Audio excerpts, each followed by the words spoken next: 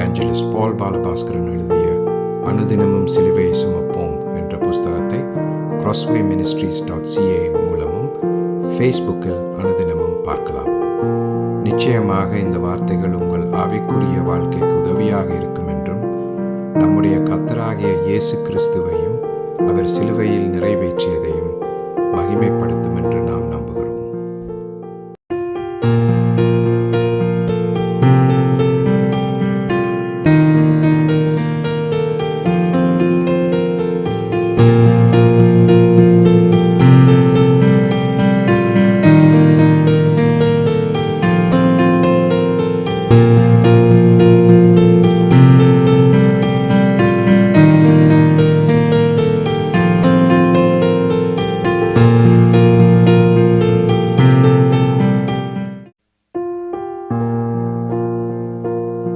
இவாஞ்சலிஸ்ட் பால் பாலபாஸ்கரன் கொடுக்கும் சிலுவையின் செய்தியை கேட்டுக்கொண்டிருக்கும் யாவரையும் இச்செய்தி மூலமாக சந்திப்பதில் பெரும் மகிழ்ச்சி அடைகிறோம். கர்த்தராகிய இயேசு கிறிஸ்துவனுடைய கிருபையும் தேவனுடைய அன்பும் பரிசுத்த ஆவியானவருடைய ஐக்கியமும் உங்கள் அனைவரோடும் கூட இருப்பதாக. ஆமென்.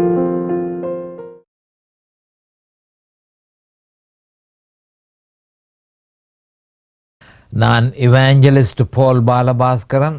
சிலுவையின் செய்தி என்ற இந்த நிகழ்ச்சியில் என் சகோதரர்கள், என் சகோதரிகள், என் நண்பர்கள் எல்லோரையும் மறுபடியும் சந்திப்பதில் நான் பெரும் மகிழ்ச்சி அடைகிறேன். இந்த அருமையான நேரத்தை கர்த்தராகிய இயேசு கிறிஸ்து எங்களுக்கு ஒதுக்கி தந்திருக்கிறார். இந்த நேரத்தில் கர்த்தருடைய வேத வார்த்தைகளை உங்களோடு பகிர்ந்து கொள்வது எனக்கு மிகுந்த சந்தோஷத்தை அளிக்கிறது என்பதை நீங்கள் அறிந்திருக்க வேண்டும். அப்போ கர்த்தருடைய வார்த்தை என சொல்லப்படும் பொழுது ஒவ்வொரு முறையும் நான் இதனை சொல்வதுண்டு. ஏனென்று சொன்னால் கர்த்தருடைய வார்த்தை என சொல்லப்படும் பொழுது அது எந்த காலத்திலும் சிலுவையில் அறையப்பட்ட இயேசு கிறிஸ்துவையே பிரகடனப்படுத்துகிறது என்ற உண்மையை நாம் தெளிவாக அறிந்து கொள்ள வேண்டும். நம்முடைய ஆண்டவராகிய இயேசு கிறிஸ்து மத்தேயு 4:4 மனுஷன் அப்பத்தினாலே மாத்திரமல்ல தேவனுடைய வாயிலிருந்து புறப்படுகிற ஒவ்வொரு வார்த்தையினாலும் பிழைப்பான் என்று சொல்லப்பட்டிருக்கிறது.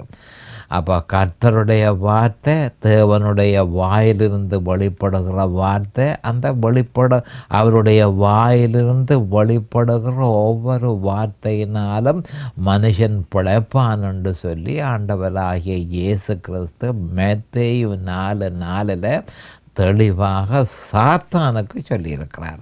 இதை நாம் தெளிவாக அறிந்து கொள்ள வேண்டும். ஏனென்று சொன்னால் கர்த்தருடைய வார்த்தை எந்த காலத்திலும் நாம் பிழைத்திருக்கிறதற்கு அது நமக்கு உதவி செய்யும் என்பதை நாம் தெளிவாக அறிந்து கர்த்தருடைய வார்த்தையைத்தானோ நான் அறிந்து கொள்கிறேன், கர்த்தருடைய வார்த்தையைத்தானோ நான் வேதாகமத்தில் படிக்கிறேன், அல்லது பிழையான மொழிபெயர்ப்புகளை நான் படிக்கிறேனோ, இது கர்த்தருடைய வார்த்தை தானோ என்று சொல்லி எந்த ஒரு மனுஷனுக்கும் சந்தேகம் ஏற்பட்டால் அவன் உடனடியாக தேவனிடத்தில் கர்த்தாவே நான் உம்முடைய வாயிலிருந்து வெளிப்பட்ட வார்த்தையை அறிய விரும்புகிறேன். மத்தேயு 4:4 அந்த வார்த்தையினால தான் மனுஷன் பிழைப்பான் என்று தேவரீர் சொல்லியிருக்கிறீர். அப்போ நான் அறிகிறது, நான் படிக்கிறது, நான் கேட்கிறது இவைகளெல்லாம் கர்த்தருடைய வார்த்தை தானோ என்பதை எனக்கு தேவரீர் உறுதிப்படுத்த வேண்டும் என்று இயேசு கிறிஸ்துவின் நாமத்தினால ஒருவன் கேட்பானாயிருந்தால், தன்னுடைய ஜெபத்தில் கேட்பானாயிருந்தால் நிச்சயமாக கர்த்தர் அதனை அவனுக்கு அதை உறுதிப்படுத்த அவர் பிரியமாக இருக்கிறார் என்பதை நாம் அறிந்து கொள்ள வேண்டும். இப்பொழுது நாம் வேத வார்த்தைக்கு போவோம். ரோமர் 8:31 இவைகளை குறித்து நாம் என்ன சொல்லுவோம்? தேவன் நம்முடைய பட்சத்தில் இருந்தால் நமக்கு விரோதமாக இருப்பவன் யார்? மறுபடியும் சொல்கிறேன், ரோமர் 8:31 இவைகளை குறித்து நாம் என்ன சொல்லுவோம்? தேவன் நம்முடைய பட்சத்தில் இருந்தால் நமக்கு விரோதமாய் இருப்பவன் யார் என்று சொல்லப்பட்டிருக்கிறது. அப்போ முதல் நாங்கள் இவைகள் என்றால் என்ன என்றதை பற்றி விவரமாக பார்த்தோம். அடுத்ததாக தற்பொழுது தேவன் நம்முடைய பட்சத்தில் இருந்தால் அதனுடைய முக்கியத்துவம், அதனுடைய தாற்பயம் என்ன என்பதை இப்பொழுது நாம் பார்த்து கொண்டிருக்கிறோம். இந்த வேத வார்த்தைக்கு நான் தெரிந்து கொண்ட தலையங்கம், தேவன் நம்முடைய பட்சத்தில் இருந்தால் நமக்கு விரோதமாயிருப்பவன் யார்? நமக்கு விரோதமாயிருப்பவன் யார்? நாம் இப்பொழுது ஜெபத்திற்கு கடந்து செல்லுவோம். அருமையானங்கள் பிதாவே, உமக்கு ஸ்தோத்திரம். பரலோகத்தின் தேவனே, உமக்கு ஸ்தோத்திரம்.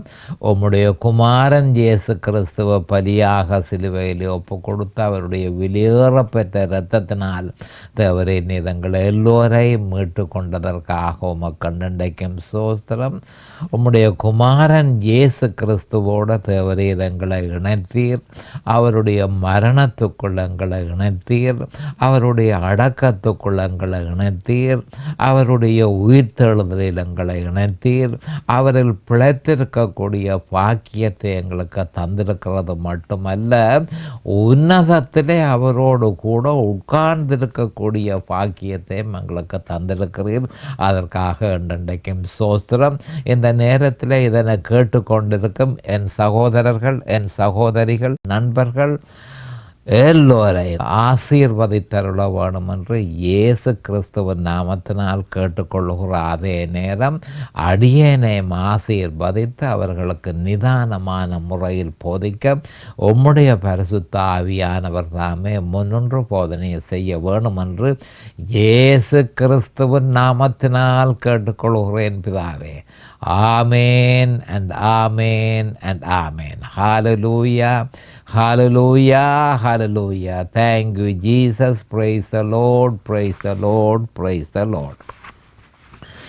அப்போ கடந்த செய்தியில் நான் குறிப்பாக உங்களுக்கு சொல்லியிருந்தேன், எந்த ஒரு மனுஷனாகதல் நான் தேவனுடைய வார்த்தைகளை பின்பற்றுகிறேன் என்று சொல்வானாய் இருந்தால், மறுபடியும் சொல்கிறேன், கடந்த செய்தியில் நான் உங்களுக்கு தெளிவாக சொல்லியிருந்தேன், எந்த ஒரு மனுஷனாகுதல் நான் தேவனுடைய வார்த்தையை பின்பற்றுகிறேன் என்று சொல்லுவானாய் இருந்தால் அவன் கர்த்தராகிய இயேசு கிறிஸ்துவையும் அவர் சிலுவையில் நிறைவேற்றியதையும் அவன் விசுவாசிக்க வேண்டும். ஏன்? அந்த வேத வார்த்தைகள் எல்லாம் அதை பற்றி தான் பிரகடனப்படுத்துகிறது.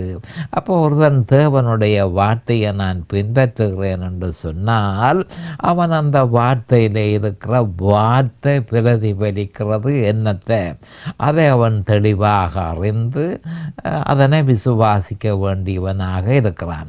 அப்போ வார்த்தை ஏற்கனவே நான் உங்களுக்கு சொல்லியிருந்தேன், யோவான் 1:1 யோவான் 1:14 யோவான் 1:29 தெளிவாக சொல்லப்பட்டிருக்கிறது.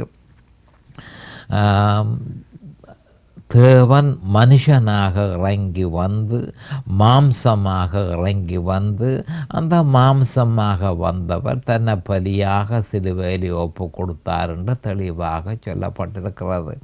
அப்போ கிறிஸ்து வந்து தேவன், அவர் மாம்சமானார்.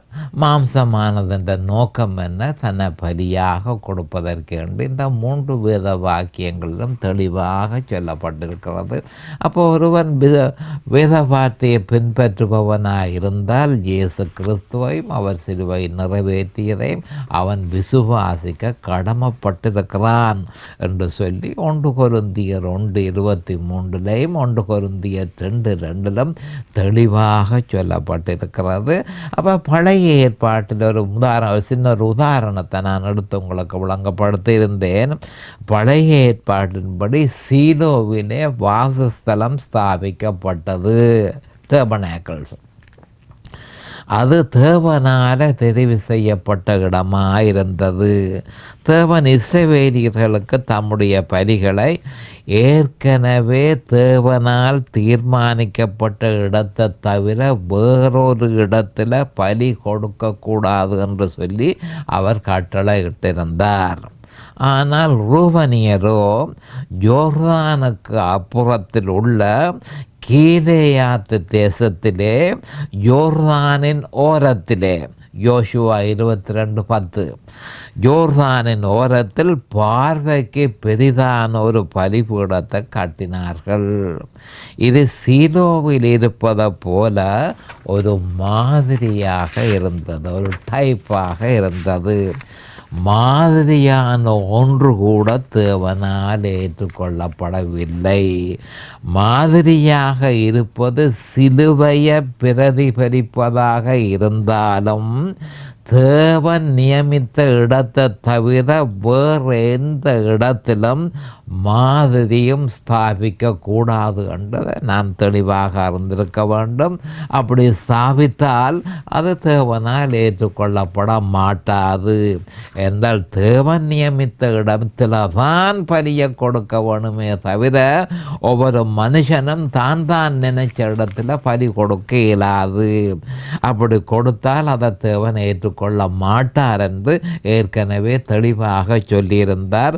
ஏனென்றால் கல்வாரி சிலுவையை தவிர வேறு எந்த மாதிரியும் தேவனால் ஏற்றுக்கொள்ளப்பட மாட்டாது என்பதை நாம் தெளிவாக அறிந்து கொள்ள வேண்டும்.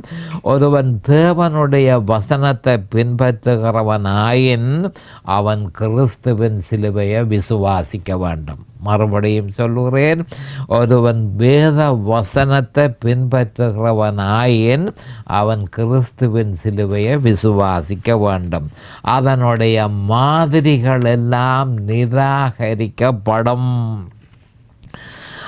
அப்படியானால் தேவன் எப்படி நம்மோடு இருப்பார், நம்முடைய பட்சத்தில் எப்படி தேவன் இருப்பார் என்ற கேள்வி நியாயமான ஒரு கேள்வி. அப்போ நாம் முற்று முழுவதுமாக கிறிஸ்துவில தங்கி இருக்கும் பொழுது தேவன் நம்மோடு இருக்கிறார் என்பதை நாம் அறிந்து கொள்ள வேண்டும். அப்போ தேவன் நம்முடைய பட்சத்தில் இருந்தால் நமக்கு விரோதமாயிருப்பவன் யார் என்று சொல்லி அந்த 8:8:31 சொல்லப்பட்டிருக்கிறது. அப்போ தேவன் நம்முடைய பட்சத்தில் இருக்கிறதற்கு நாம் செய்ய வேண்டியது என்ன? முற்று முழுவதுமாக கிறிஸ்துவில தங்கி இருக்கும் பொழுதே தேவன் நம்மோடு இருக்கிறார் என்பதை நாம் அறிந்து கொள்ள வேண்டும். ஆனால் மனுஷகுல வீழ்ச்சியின் நிமித்தம் நம்முடைய முயற்சியினால் அது சாத்தியப்படாது. நாம் முற்று முழுவதுமாக கிறிஸ்துவில தங்கி இருக்கிறது நல்லது. ஆனால் அவ்வளவு இலகுவாக அதனை நம்மால் நிறைவேற்ற முடியாது என்பதை நாம் அறிந்து கொள்ள வேண்டும். நாம முயற்சி செய்வோமாக இருந்தால் அதற்கு பேர் மாம்சம் எனப்படும். நாம முயற்சி செய்வோமாக இருந்தால் அதற்கு பேர் மாம்சம் எனப்படும். மாம்சத்தினாலே ஒரு பொழுதும் இயேசு கிறிஸ்துவில தங்கி இருக்க முடியாது என்பதை நாம் தெளிவாக அறிந்திருக்க வேண்டும். அப்போ ஜெயம் கொண்ட கிறிஸ்தவ வாழ்க்கை நம்முடைய சொந்த முயற்சியினால் ஒரு பொழுதும் சாத்தியப்படாது. பலர் பல்வேறு வழிகளினால் தாம் ஜெயம் கொண்ட கிறிஸ்தவ வாழ்க்கையை வாழ்வதாக பிரகடனப்படுத்துகிறார்கள். அவர்களுடைய நோக்கத்தை நிராகரிப்பதற்கில்லை. நாம் ஒரு பெருமை கொண்ட சிருஷ்டியாக இருக்கிறோம் என்பதை ஒவ்வொரு கிறிஸ்தவர்களும் அறிந்து கொள்ள வேண்டும். நம்ம மற்றவர்கள் குறைவாக கருதுவதை நாம் விரும்புவதில்லை.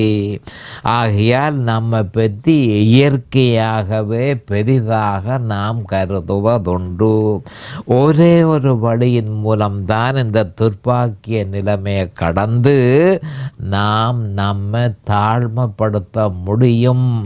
இது பற்றி நம்முடைய ஆண்டவராகிய இயேசு கிறிஸ்து மத்தேயு 11:28-30 இந்த நம்முடைய பெருமையை குறைத்து நம்ம தாழ்மைப்படுத்துறதற்கு இருக்கிற ஒரு வழி என்ன என்று சொல்லி ஆண்டவராகிய இயேசு கிறிஸ்து மத்தேயு 11:28-30 சொல்லியிருக்கிறார்.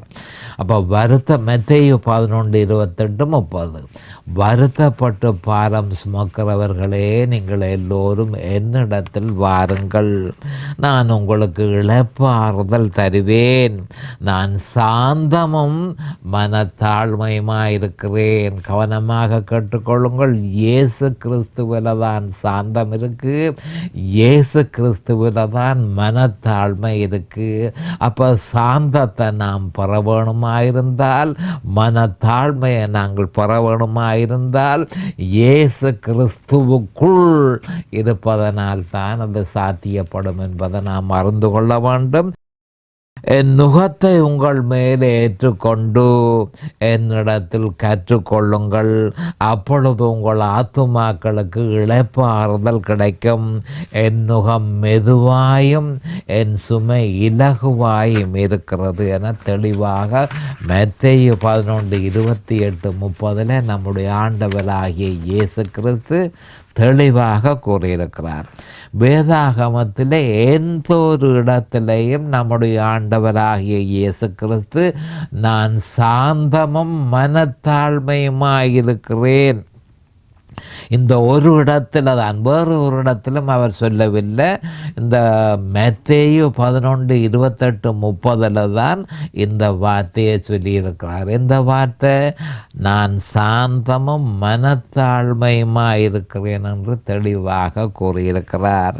அப்போ அந்த சாந்தத்தையும் அந்த தாழ்மையையும் பெற்றுக்கொள்வதற்கு கிறிஸ்துவினாலே ஏற்படுத்தப்பட்ட வழி. இதுகளை எல்லாம் ஏன் நான் சொல்லுகிறேன் என்று சொன்னால், தேவன் நம்முடைய பட்சத்தில் இருந்தால், அப்போ தேவன் நம்முடைய பட்சத்தில் இருக்க வேணுமாயிருந்தால் ஒரு கிறிஸ்தவன் இவற்றை கவனித்து இதனை அனுசரிக்க வேண்டும். அப்போ முதலாவதாக அவருடைய நுகத்தை ஏற்றுக்கொள்வதும், இரண்டாவதாக அவரிடத்தில் கற்றுக்கொள்வதும் மிக முக்கியமான ஒரு விஷயம் என மத்தேயு 11:28-30 சொல்லப்பட்டிருக்கிறது. அப்போ அந்த அவருடைய சாந்தத்தையும் அவருடைய தாழ்மையையும் பெற்றுக்கொள்வதற்கு இயேசு கிறிஸ்து, ஆண்டவராகிய இயேசு கிறிஸ்துவினாலே ஏற்படுத்தப்பட்ட வழி, முதலாவதாக அவருடைய நுகத்தை சுமக்க வேண்டும், ஏற்றுக்கொள்ள வேண்டும். இரண்டாவதாக அவரிடத்தில் கற்றுக்கொள்ள வேண்டும் என்று தெளிவாக சொல்லியிருக்கிறார். அந்த நுகம் கிறிஸ்துவின் சிலுவையை பிரதிபலிக்கிறது. இதனையே லூக்கா 9:23 சொல்லப்பட்டிருக்கிறது. அப்போ என் நுகத்தை ஏற்றுக்கொள்ளுங்கள் என்று சொன்னால் அதனுடைய அர்த்தம் என்ன? லூக்கா 9:23 அதை பற்றி தெளிவாக அதை எப்படி நடைமுறைப்படுத்துறது என்று தெளிவாக சொல்லியிருக்கிறார். நம்மால், நம்முடைய மாம்ச பலத்தினால இது ஒரு பொழுதும் சாத்தியப்படாது. நம்மால் ஒரு பொழுதும் நம்முடைய முயற்சியினால இது ஒரு பொழுதும் சாத்தியப்படாது. அப்போ கிறிஸ்துவுக்குள் இருக்கும் பொழுதே தேவன் நம்மிடத்தில் இருக்கிறார் என்பதை நாம் தெளிவாக அறிந்து கொள்ள வேண்டும். அநேகர் தம்முடைய சகல முயற்சிகளினாலும் களைத்த பின்பே சிலுவைக்கு திரும்புகிறார்கள். இது அநேகமான கிறிஸ்தவர்களுடைய வீண் பிரயத்தனம். பல்வேறு விதமாக மாம்சத்தினால முயற்சி செய்து நான் கிறிஸ்துவோடு இருக்கிறேன் என்று சொல்லி பெருமைப்பட்டு சொல்லி கொண்டிருந்தாலும் அவர்கள் கிறிஸ்துவுக்குள் இல்லை. அப்போ எல்லா வழியையும் பின்பற்றி அவர்கள் களைத்த பின்பே சிலுவைக்கு திரும்புகிறார்கள். விசுவாசத்தின் பிதாவாகிய ஆபிரகாமும் மாம்சத்தில் ஒரு பிரயோசனமும் இல்லை என்று 25 வருஷ கால இறுதியில் அப்போ ஆண்டவரை ஏற்றுக்கொண்டு 25 வருஷ காலமாக விசுவாச வாழ்க்கையை நடத்தின ஆபிரகாம் 25 வருஷத்துக்கு பிறகே 25 வருஷ கால இறுதியில் தான் அறிந்தான் தன்னுடைய மாம்சத்தினாலே ஒரு பிரயோசனமும் இல்லை என்று சொல்லி அவன் கடைசியில் அறிந்திருக்கிறான். ஆனால் அநேகமான கிறிஸ்தவர்கள் அறியாமல் போய் தங்களை கெடுத்து கொள்கிறார்கள். அவன் 25 வருஷ காலத்தில் தன்னுடைய மாம்சத்தின் முயற்சியினால் எந்தவித பிரயோசனமும் இல்லை என்பதை அறிந்து மீட்பரையும் பலியையும் விசுவாசித்து வாக்கு தத்தத்தை சுவீகரித்து கொண்டான். வாக்கு தத்தத்தை சுவீகரித்து கொண்டான் என்று சொல்லி வேதம் உறுதிப்படுத்துகிறது. விசுவாசித்து வாக்கு தத்தத்தை சுவீகரித்து கொண்டது மட்டுமல்ல, விசுவாசத்தையும் அவன் காத்து கொண்டான். விசுவாசத்தையும் அவன் காத்து கொண்டான். அப்படியே பவுல் அப்போஸ்தலரும் கடைசியில் விசுவாசத்தை நான் காத்து கொண்டேன் என்று சொல்லியிருக்கிறார். அநேகர் சிலுவையுடன் பலவற்றை இணைக்கிறார்கள். இதுதான் அந்த ஆண்டவரோட, அதாவது தேவனோடு அவர் நம்முடைய பட்சத்தில் இருக்கிறதற்கு நாம் செய்ய வேண்டியது என்ன என்பதை பற்றித்தான் நான் இப்பொழுது உங்களுக்கு விளங்கப்படுத்தி கொண்டிருக்கிறேன். ஆனால் அநேகமான கிறிஸ்தவர்கள் என்ன செய்கிறார்கள் என்று சொன்னால், சிலுவையோட பலவற்றை இணைக்கிறார்கள். லூக்கா 14:28-35 இது பற்றிய விவரம் தெளிவாக கொடுக்கப்பட்டிருக்கிறது. லூக்கா 14:28-35. அப்போ நம்முடைய கர்த்தராகிய ஆண்டவர் மாட்டையும் கழுதையையும் பிணைத்து உலாதிருப்பாயாக, மாட்டையும் கழுதையையும் பிணைத்து உலாதிருப்பாயாக என உபாகமம் 22:10 கூறியிருக்கிறார். சிலுவை நாம் வேறேதனில் தங்கியிருப்பதையும் தடை செய்கிறது. ஏன்? இயேசு கிறிஸ்து சிலுவையில் செய்து முடித்தது நமக்கு தாராளமாக போதும். ஆனபடியால் சிலுவை நாம் வேறேதனிலும் தங்கியிருப்பதை முற்று முழுதுமாக தடை செய்கிறது.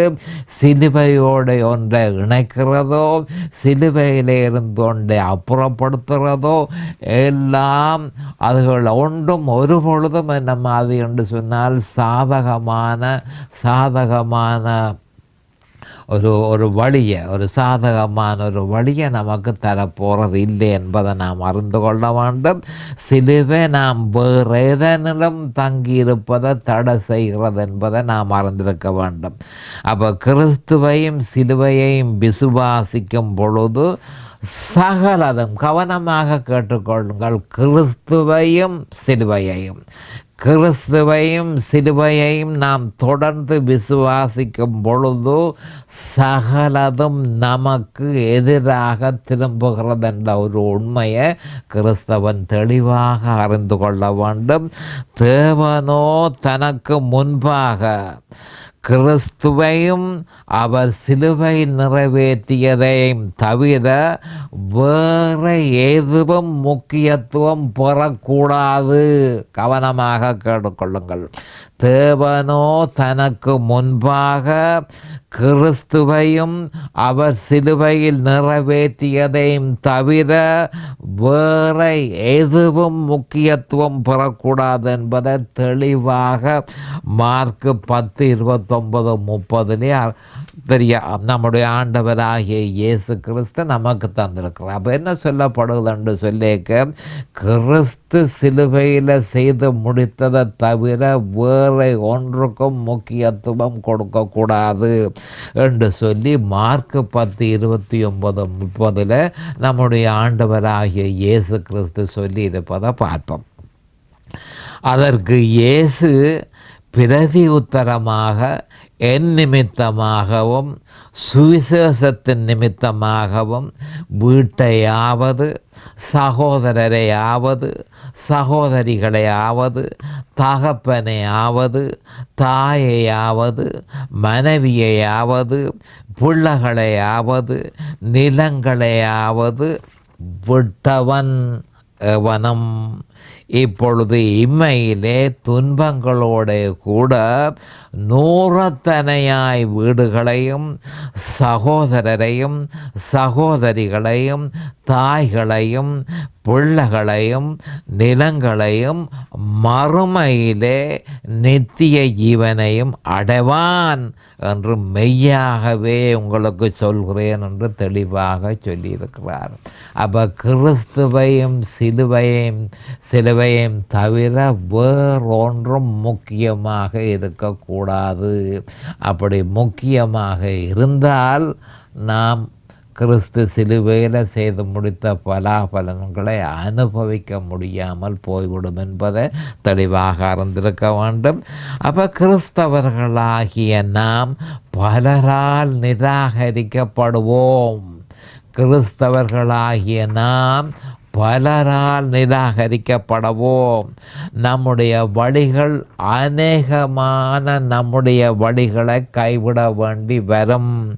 இயேசு கிறிஸ்துவையும் சிலுவையையும் பின்பற்றுவதாயிருந்தால் நம்முடைய வழிகளிலே அநேகமான வழிகளை கைவிட வேண்டி வரும். பெத்த உறவினர்களை இழக்க வேண்டி வரும். நண்பர்களை இழக்க வேண்டி வரும். சுற்றத்தாரை உறவினரையும் நமக்கு ஜீவனாக தெரிந்த யாவத்தையும் இழக்க வேண்டி வரும். நம்முடைய ஆண்டவர் இது பற்றி லூக்கா 9:24-25 சொல்லியிருக்கிறத நாம் கவனமாக அறிந்து கொள்ள வேண்டும். தன் ஜீவனை ரட்சிக்க விரும்புகிறவன் அதை இழந்து போவான். என் நிமித்தமாக தன் ஜீவனை இழந்து போகிறவன் அதை ரட்சித்து கொள்ளுவான்.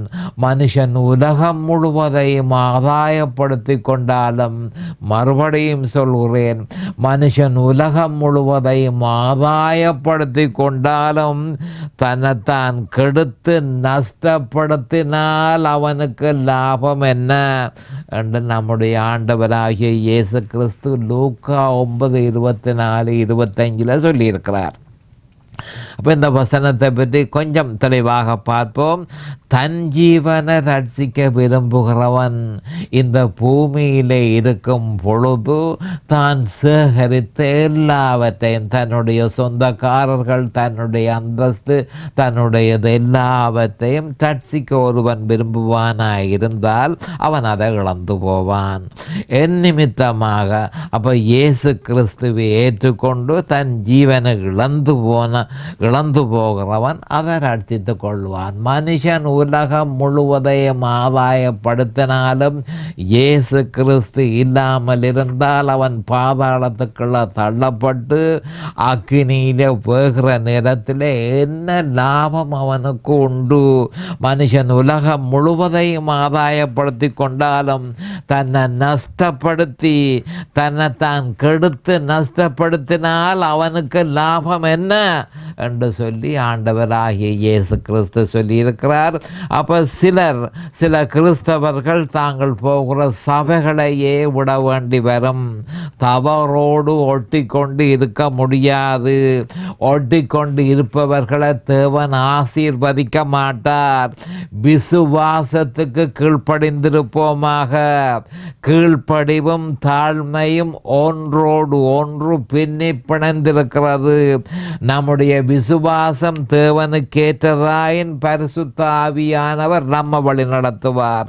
மனுஷரில் தங்கி இருக்க வேண்டியதில்லை. ஆபிரகாம் தேவன் சொன்ன இடத்துக்கு போனான். தான் போவது எங்கே என்று அவனுக்கு தெரியவில்லை. ஆனால் விசுவாசத்தினால் போனான்.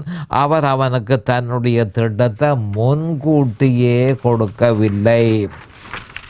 அப்படியே எலியாவும் சாரிபாத் என்ற ஊருக்கு போய் அங்குள்ள ஒரு விதவையிடம் செல்ல வேண்டி நேரிட்டது. 1 ராஜாக்கள் 17:9-10 இது பற்றி தெளிவாக சொல்லப்பட்டிருக்கிறது. அப்படியே பவுல் அப்போஸ்தலருக்கும் தேவனுடைய திட்டம் முன்கூட்டியே கொடுக்கப்படவில்லை. அப்போஸ்தலர் 9:5-6 அவருடைய திட்டம் நம்முடைய எதிர்பார்ப்பின்படி அல்ல. விசுவாசத்துடன் முற்று முழுவதுமாக அவரில் தங்கி இருந்தால் தாழ்மை, கீழ்ப்படிவு யாவும் பரிசுத்த ஆவியினால விருத்தி செய்யப்படும். ரோமர் 8:31 சொல்லப்பட்டதை மறுபடியும் நாம் ஞாபகப்படுத்தி கொள்ள வேணும். இந்த விதமாக நாம் செயற்படுவோமா இருந்தால்தான் தேவன் நம்முடைய பட்சத்தில் இருக்கிறார். அப்போ தேவன் நம்முடைய பட்சத்தில் இருக்கும் பொழுது நமக்கு விரோதமாக இருப்பவன் யார் என்று சொல்லி ரோமர் 8:31 சொல்லப்பட்டிருக்கிறது. இப்பொழுது நேரம் சமீபித்து விட்டது. அடுத்த செய்தியில் நாங்கள் கொஞ்சம் விவரமாக பார்ப்போம். அது வரைக்கும் கர்த்தராகிய இயேசு கிறிஸ்துவின் நாமத்தினால் நான் உங்களை ஆசீர்வதிக்கிறேன். அவருடைய கிருபையும் அவருடைய இரக்கமும் உங்களுக்கு தாராளமாக கிடைப்பதாக இயேசுவின் நாமத்தில் பரிசுத்த பிதாவே. ஆமேன் and amen and amen.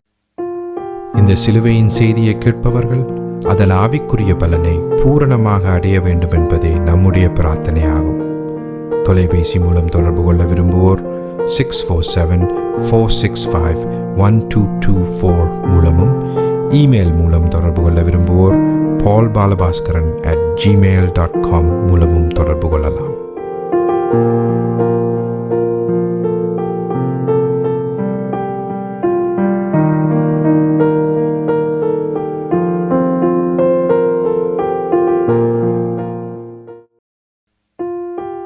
Evangelist பால் பாலபாஸ்கரன் எழுதிய அனுதினமும் சிலுவையை சுமப்போம் என்ற புஸ்தகத்தை crosswayministries.ca மூலமும் ஃபேஸ்புக்கில் அனுதினமும் பார்க்கலாம்.